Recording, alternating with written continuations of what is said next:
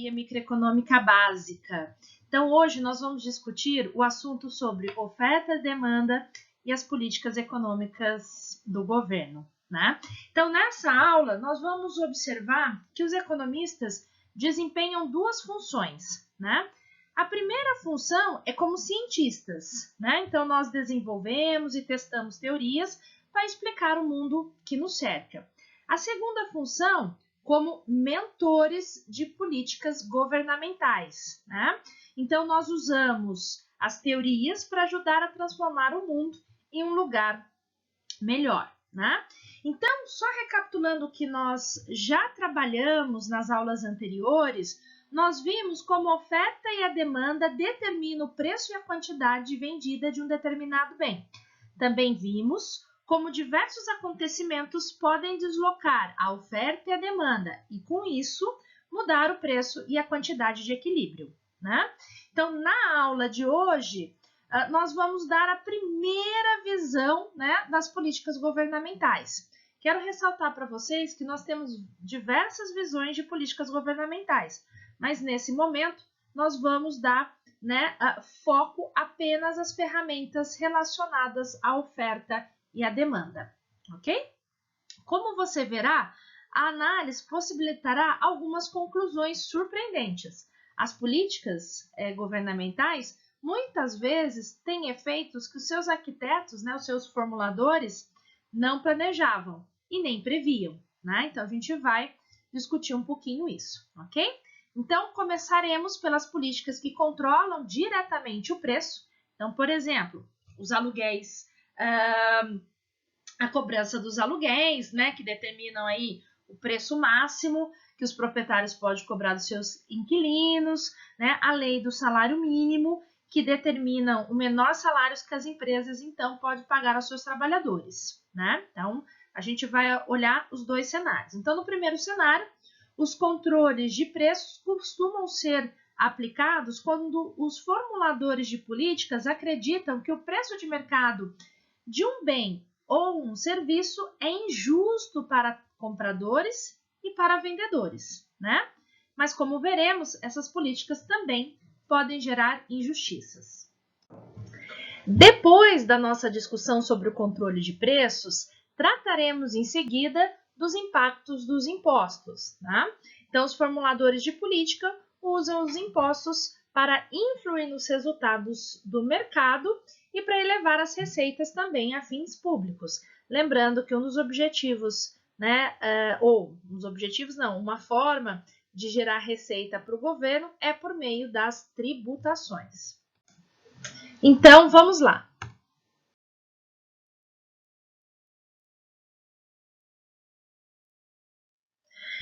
Então, o que a gente observa? O que a gente veio discutindo anteriormente, né? Que num sistema de livre mercado e não regulamentado, e não tendo influência aí, então, do poder público, as forças de mercado que estabelecem aí um equilíbrio entre preço e quantidade.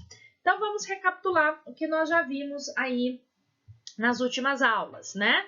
Então, por exemplo, dentro de um equilíbrio, né? Então, eu tenho o preço e a quantidade de equilíbrio, no qual vai satisfazer tanto compradores como vendedores, né?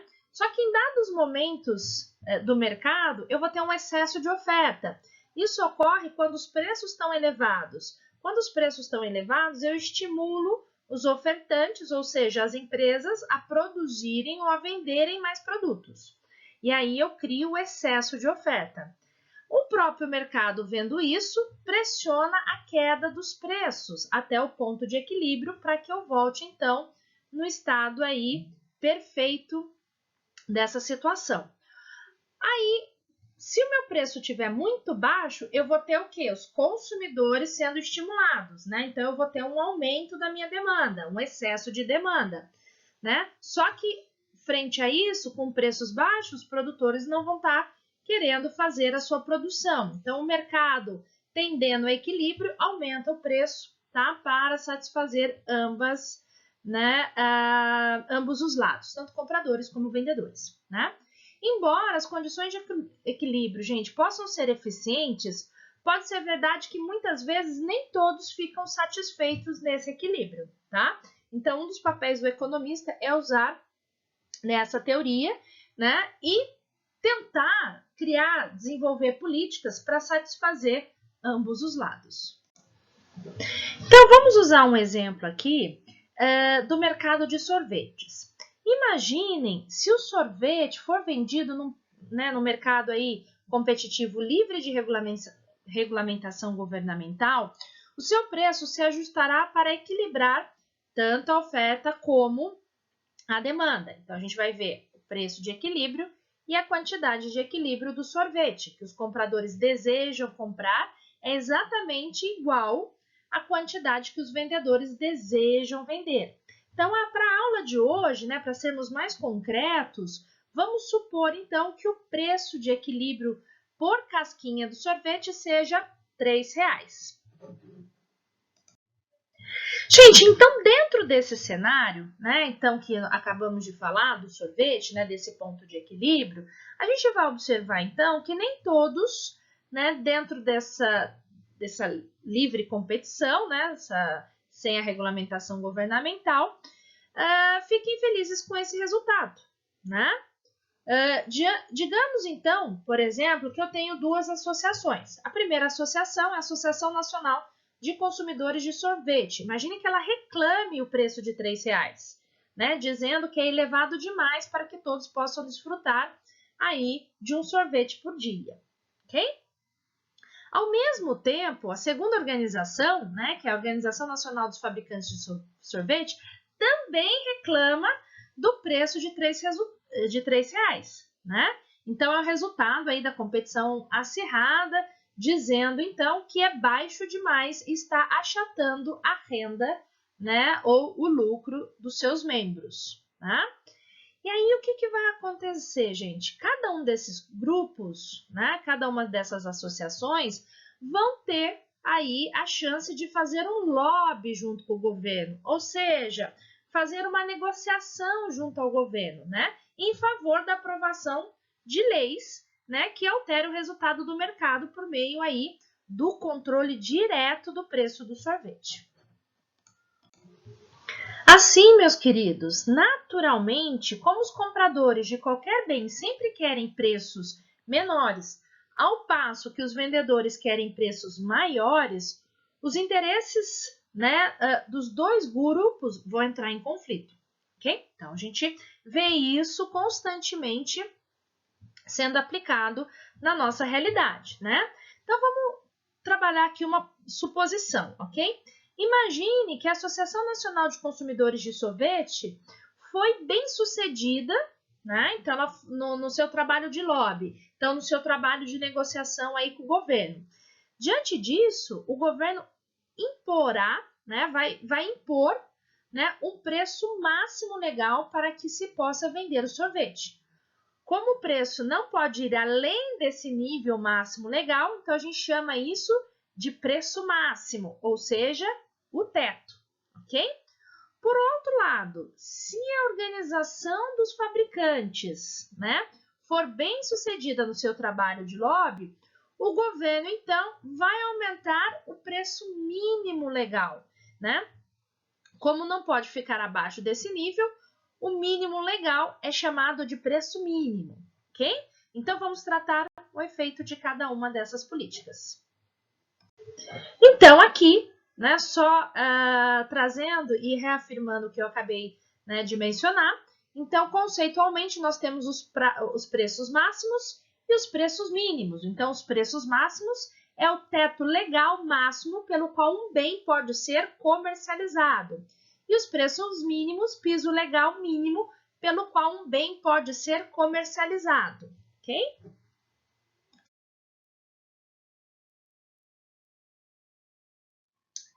Então, vamos analisar o preço máximo. Vamos lembrar do nosso exemplo lá do mercado de sorvetes. Então, quando o governo, pressionado pelas reclamações e contribuições eleitorais da Associação Nacional de Consumidores de Sorvete, impõe um preço máximo ao mercado de sorvete. Então, eu vou ter dois resultados. O primeiro resultado é quando ele fixa o preço acima do ponto de equilíbrio. Então, nós vamos observar que o preço máximo ele é considerado não compulsório.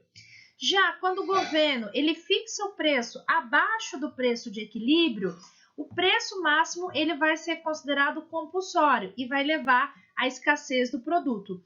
Vamos ver alguns exemplos graficamente?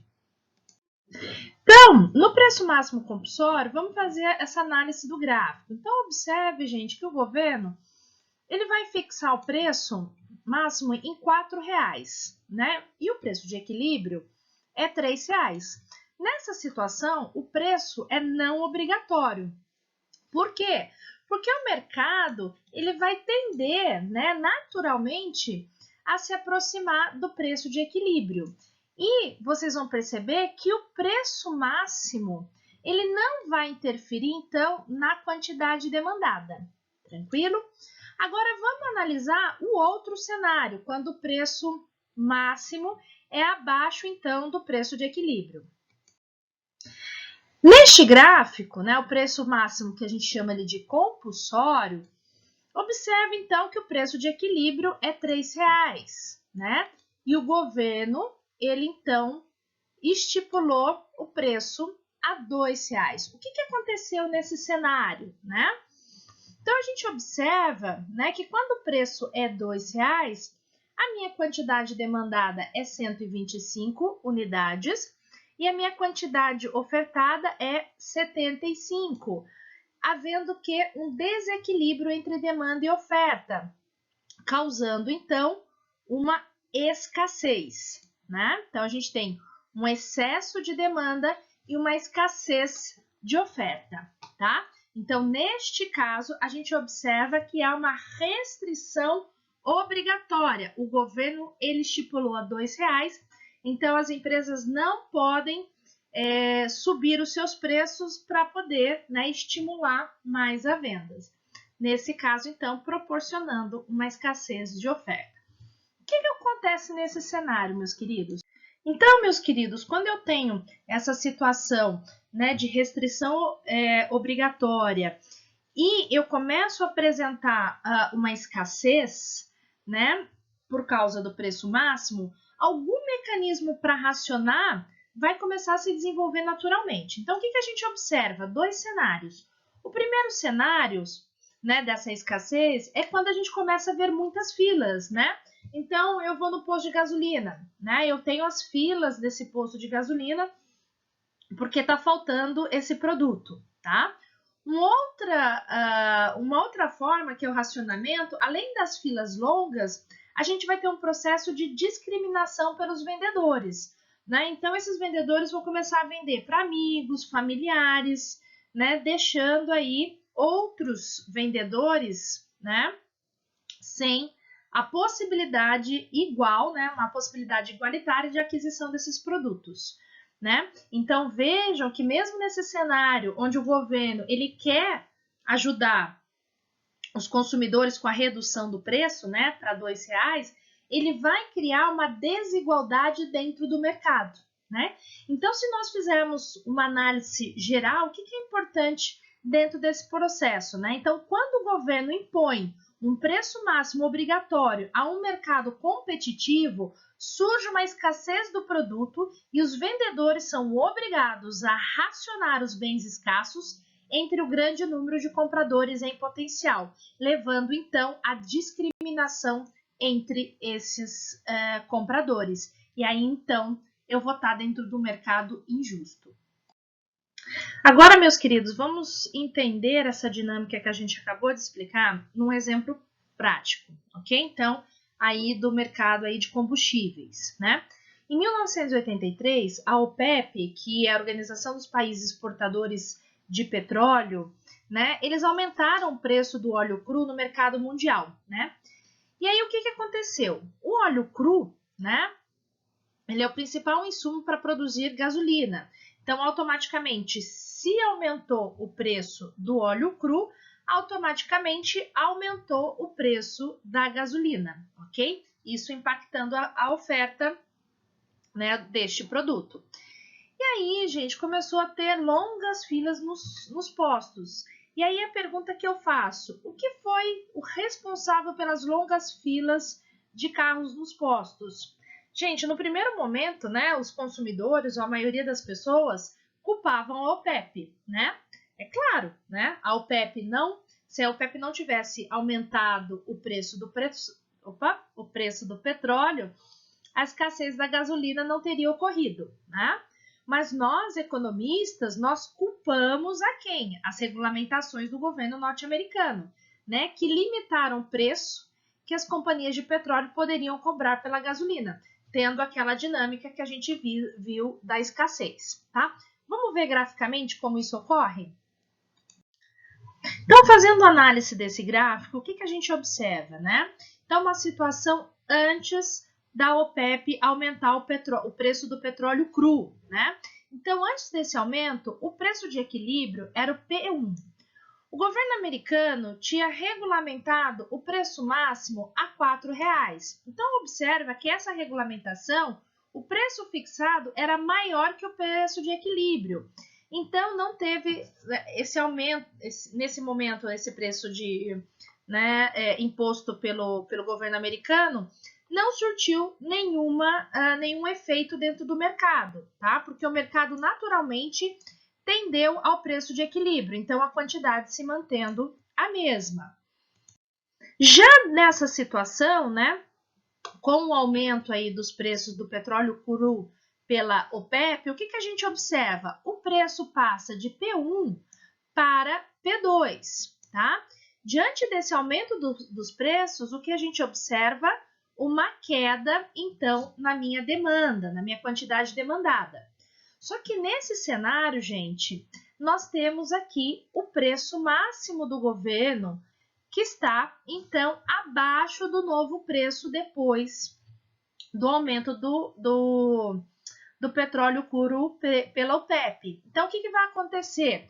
O mercado ele não vai fazer nada. Para o consumidor, ele vai, então, estar querendo adquirir mais produtos. E aí, então, eu vou ter uma escassez desse produto porque eu não vou ter ofertas, né? Então, porque ficou mais custoso para a empresa produzir gasolina. Então, daí surge as grandes filas, tá? Então, na verdade, como a gente viu graficamente, que o culpado não foi o aumento da OPEP, e sim a regulamentação do preço. Então, no primeiro momento, a regulamentação do preço não interferiu nessa dinâmica do mercado, e quando a OPEP aumenta o preço, e eu tenho um preço fixado pelo governo americano, né, de teto, que deve ser cobrado, então desestimulou as empresas a produzirem, criando uma escassez desse produto e aí gerando as grandes filas.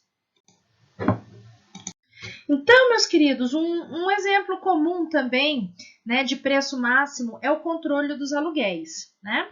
Então, em muitas cidades, né, o poder público, ele limita, ele coloca um valor teto, né, de aluguel para ser pago pelos locatários. Qual é o grande objetivo de eu fazer essa política? Né? É ajudar as pessoas de baixa renda a encontrar uma moradia mais acessível. E aí nós vamos fazer análise, né, do contrato de aluguel de curto e longo prazo. Então, duas formas de análise.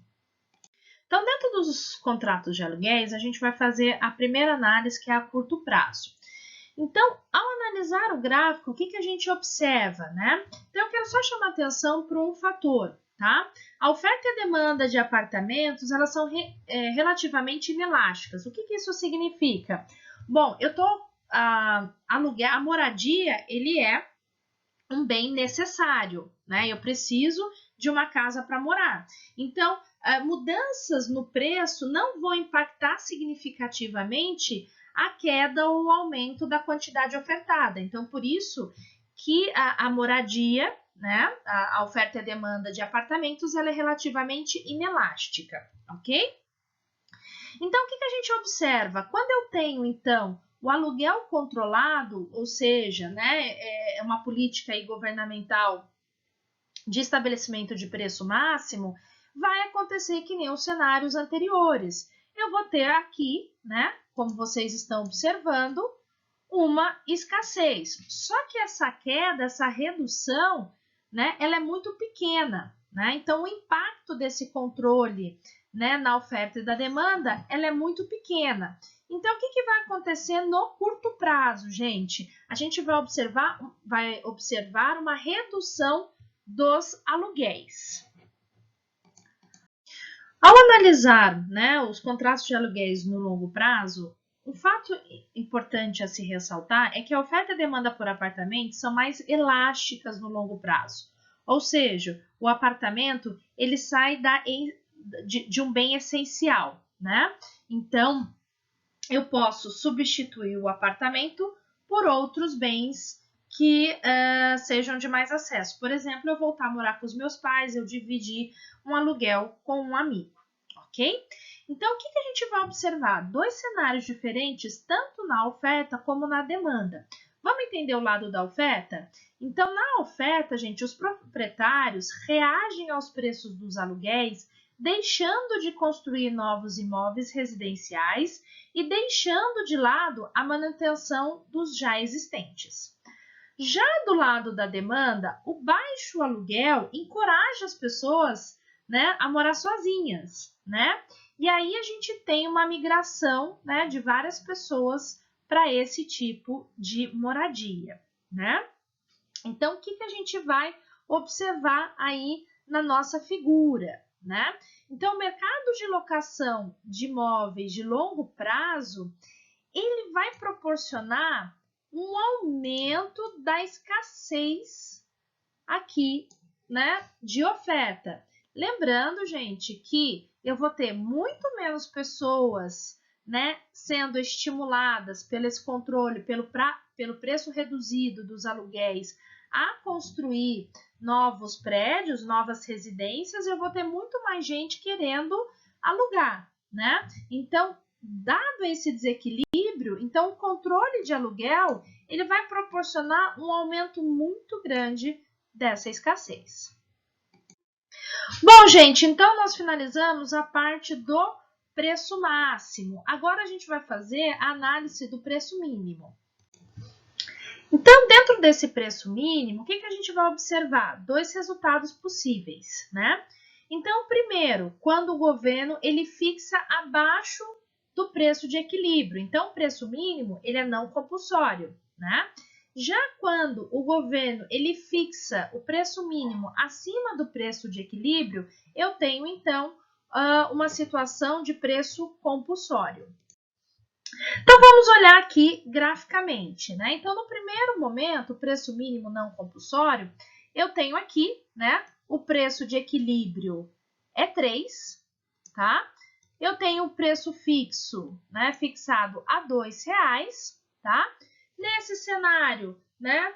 Eu não tenho, né? Como tanto consumidores como compradores estão dispostos a pagar R$3, tenderá então ao aumento do preço mínimo até o preço de equilíbrio, não havendo então interferência na minha quantidade, tanto comprada como vendida, ok?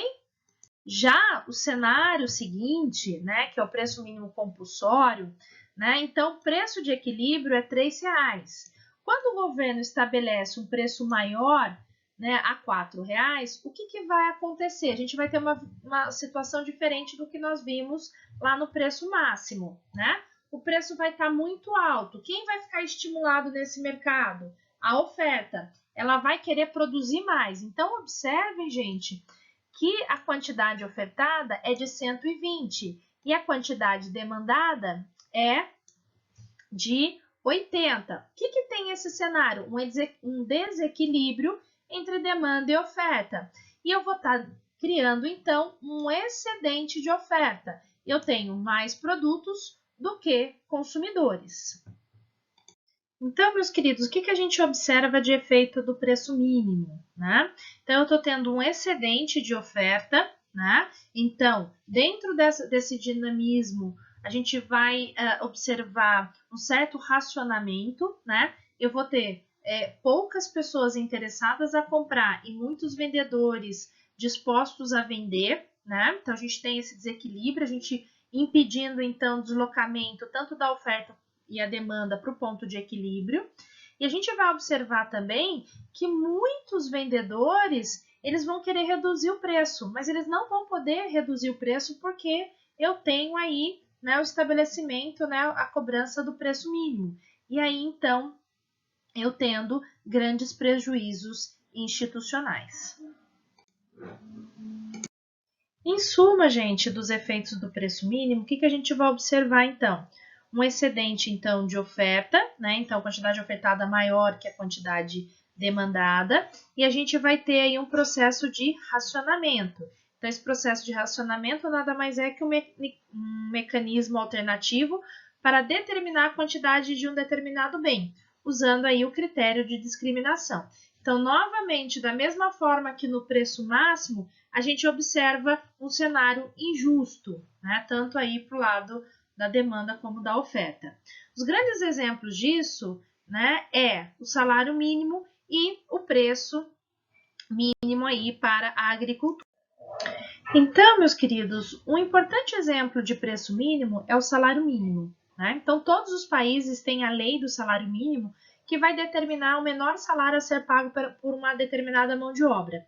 Aqui no Brasil, né, a partir de fevereiro de 2020, o salário mínimo ele tem aí, né, o valor de R$ 1.045. Né? Então, hoje, um trabalhador não pode receber menos que R$ 1.045 dentro da nossa lei aí brasileira. Então, para examinarmos os efeitos do salário mínimo, precisamos considerar a questão do mercado de trabalho, ok? Então, nesse gráfico que estamos expondo agora, mostra o mercado de trabalho, que como qualquer outro mercado, né, está sujeito às forças da oferta e da demanda. Então, a gente está vendo um mercado de trabalho livre, sem intervenção governamental, ok? Então, vejam, né, que tanto oferta como demanda, ele vai tender aí, né, os salários e a quantidade de empregos, ele vai tender sempre ao equilíbrio, tá? Então, esse cenário não tem intervenção governamental. O que a gente observa? Os trabalhadores determinam a oferta de mão de obra e as empresas determinam a demanda. Se o governo não intervém no mercado, o salário normalmente se ajusta para equilibrar a oferta de mão de obra e a demanda de mão de obra. Neste gráfico, mostra o mercado de trabalho em que vigora, então, o salário mínimo.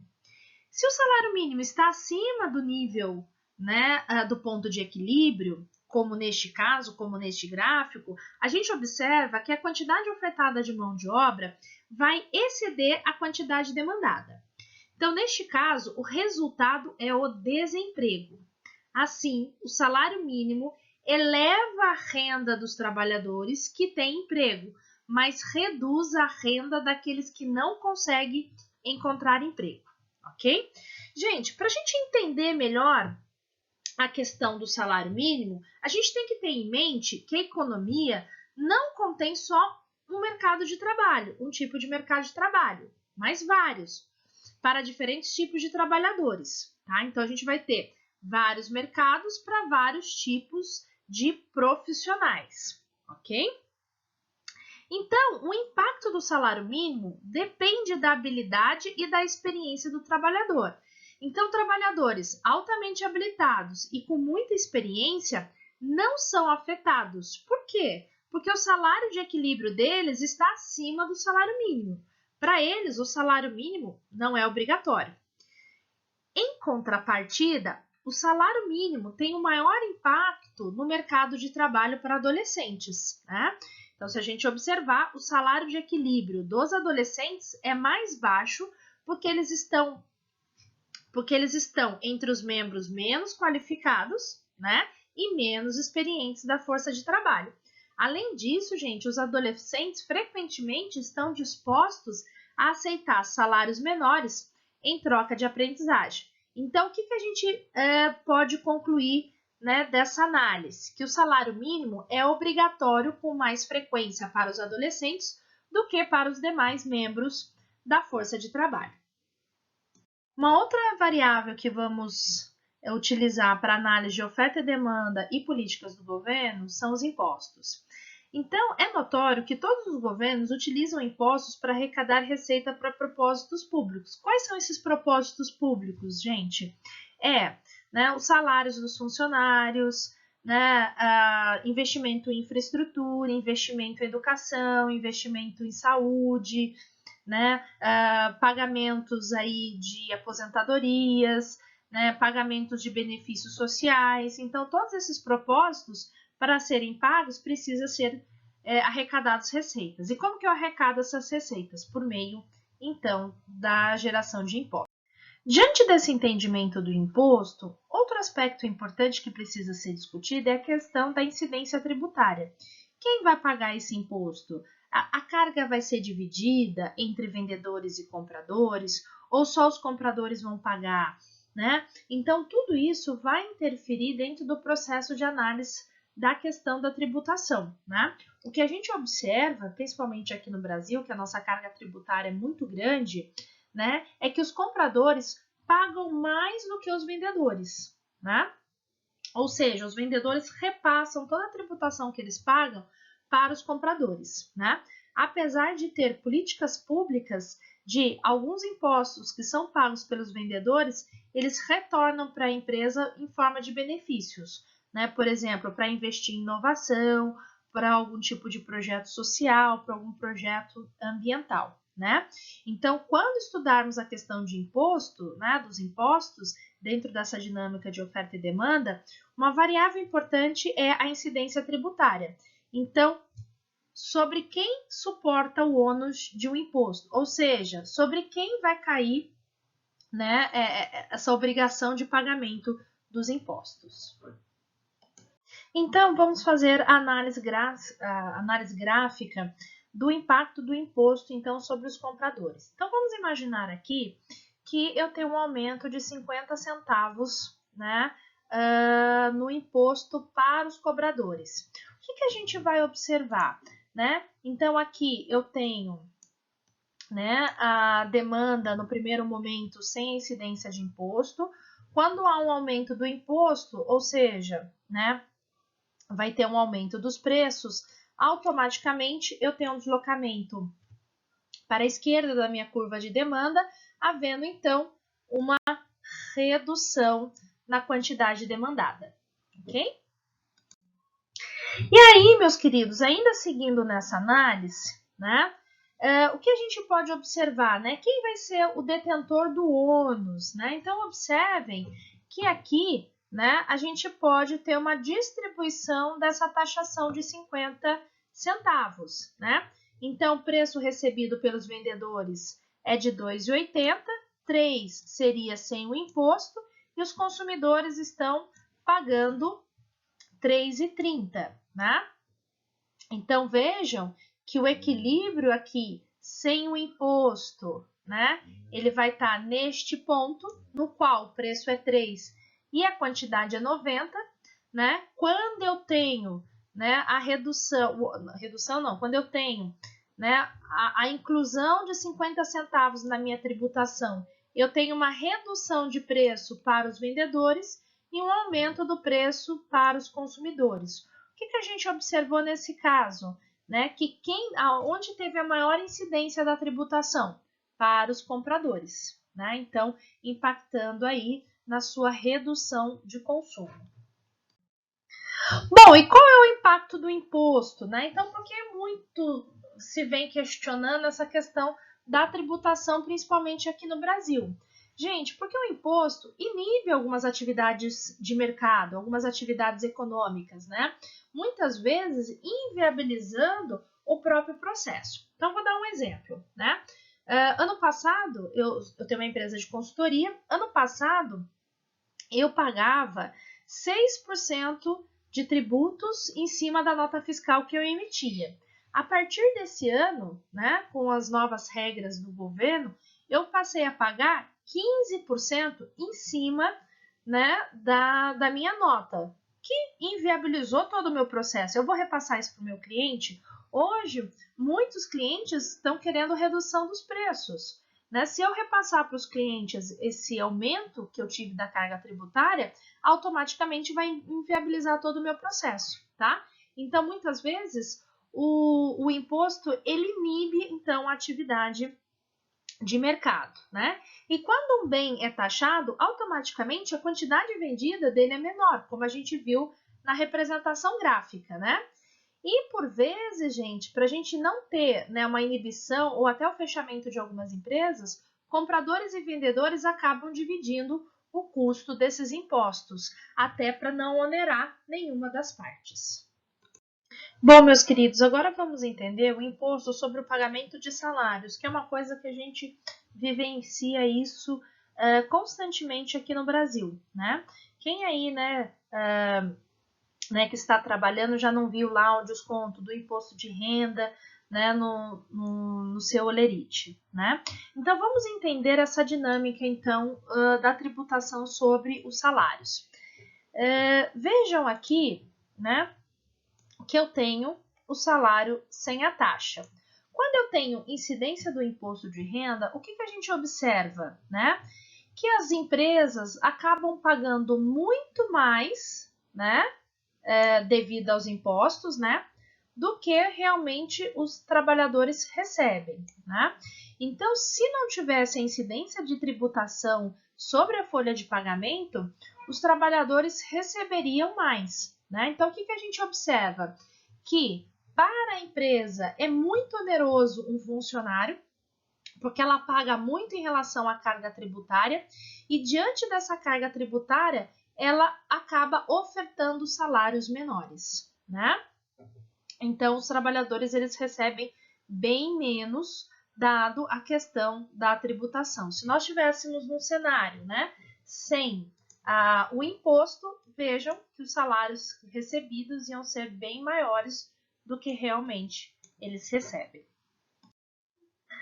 Bom, gente, e dentro da incidência do imposto, né? Então, tem duas perguntas que são importantes de serem feitas, né? Em que proporção é dividido o ônus do imposto, né?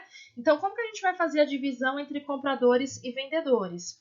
E qual o efeito dos impostos sobre vendedores quando comparados com o efeito sobre os compradores? Gente, para responder essas duas perguntas, a gente tem que entender a elasticidade, né? A gente tem que fazer a análise por meio da elasticidade, tanto da demanda como da oferta. Então, vamos analisar o primeiro exemplo aqui, né? No cenário no qual nós temos uma oferta elástica e uma demanda inelástica. Então, só fazendo uma recapitulação, né? Um remember da nossa última aula, oferta elástica significa, então, que quando aumenta os preços, também aumentará mais que proporcional às quantidades ofertadas. Já a demanda inelástica é o inverso. Quando aumenta os preços, a queda na quantidade demandada ela é bem menor, né? Então, quer dizer, a demanda inelástica, os compradores é mais dependente daquele produto, ok? Então, sabendo dessa dependência, quando tem um aumento, então, da minha tributação, quem vai arcar com o ônus do tributo é o quê? O comprador, né? Porque o comprador ele precisa daquele produto, então o aumento dos preços vai significar pequenas quedas. Então, quem vai assumir, né? A incidência do imposto, ela é maior sobre os consumidores.